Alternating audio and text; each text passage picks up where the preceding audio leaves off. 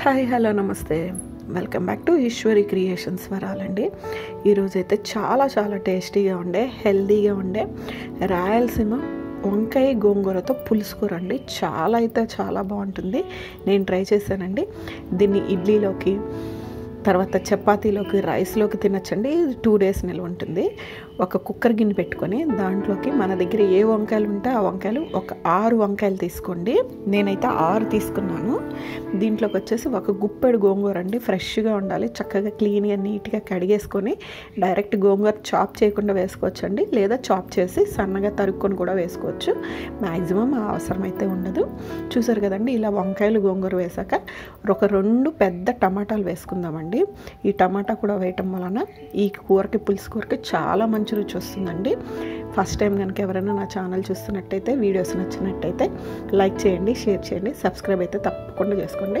ఇప్పుడు వచ్చేసి ఒక పెద్ద ఉల్లిపాయ, 2 కారం ఉన్న పచ్చిమిరపకాయలు, ఒక 4 కారం లేని పచ్చిమిరపకాయలు వేసుకోండి. తర్వాత సాల్ట్ అనేది వచ్చి మీ రుచికి తగ్గట్టుగా, కొంతమంది ఉప్పు ఎక్కువ తక్కువ తింటారు కదండి, అలా వేసుకోండి. దీంట్లోకి వచ్చేసి నేను 2 tablespoons ఫుల్గా కారం వేస్తున్నానండి. కారం కూడా ఇందులోనే వేసేసుకోవాలి.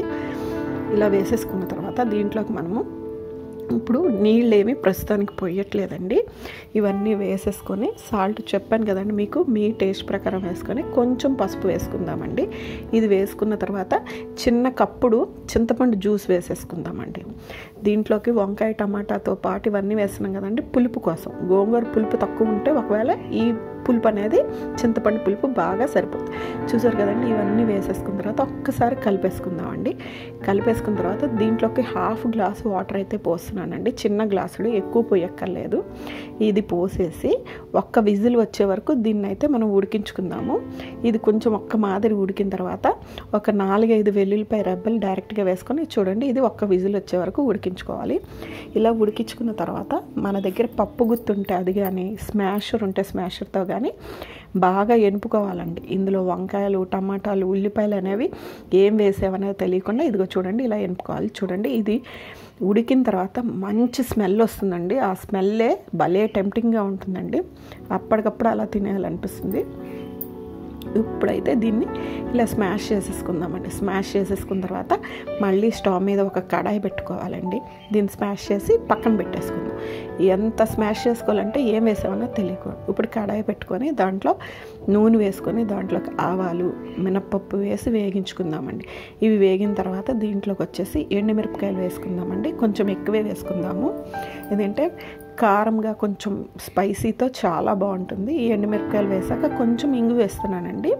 ఇంగు వేసేసిన తర్వాత దీంట్లోకి వచ్చేసి నేను వెల్లుల్లిపాయలు అనేవి కొంచెం కచ్చా పచ్చాగా దంచి వేసుకుంటున్నానండి. ఇలా వేసుకోవటం వలన మంచి ఫ్లేవర్ అయితే వస్తుంది. ఈ కూర అయితే చాలా బాగుంటుంది. ఇలా బాగా ఒక్కసారి వేయించుకున్న తర్వాత వీటిలోకి మనం ముందరగా ఉడకపెట్టుకున్నాం కదండి వంకాయ గోంగూర, ఆ మిశ్రమాన్ని వేసేసి బాగా కలుపుకోవాలండి. అలా కలుపుకున్నప్పుడు నూనె అనేది రిలీజ్ అయ్యేదాకా చక్కగా కలుపుకోండి. చూసారు కదండి, ఈ స్ట్రక్చర్ చూస్తుంటేనే తినేయాలనిపిస్తుందండి. వాసన కూడా అంత టెంప్టింగ్గానే ఉంటుందండి. చాలా బాగుంటుంది. ఇది ఒక మాదిరిగా ఉడికిన తర్వాత దీంట్లోకి ఇంకా మనము చవరుచి కోసం ఏం వేసుకోక్కర్లేదండి. ఈ పులుపుతో చాలా బాగుంటుంది. ఇది ఉడికి రిలీజ్ అయిన తర్వాత మనం దీంట్లోకి వచ్చేసి కొంచెం నేను మెంతి పౌడర్ వేస్తున్నానండి. అది కూడా 1/2 tablespoon వేసుకున్నారనుకోండి, దీనికి మంచి రుచిని అయితే ఇస్తుందండి. చూడండి, మెంతి పౌడర్ వేసేసుకున్న తర్వాత చక్కగా ఇది కలిపేసుకోండి. ఇది కలిపేసుకున్న తర్వాత దీన్ని చక్కగా వేడి అన్నంలోకి అయితే సర్వ్ చేసుకోవచ్చండి. ఇది చపాతీలోకి కూడా చాలా బాగుంటుందండి. 2 days అయితే నిల్వ ఉంటుందండి. చూసారు కదండి, నా వీడియోస్ నచ్చినట్టయితే లైక్ చేయండి, షేర్ చేయండి, సబ్స్క్రైబ్ అయితే తప్పకుండా చేసుకోండి. చూసారు కదండి, చాలా రుచిగా ఉంది. థ్యాంక్ యూ అండి. Thank you for watching.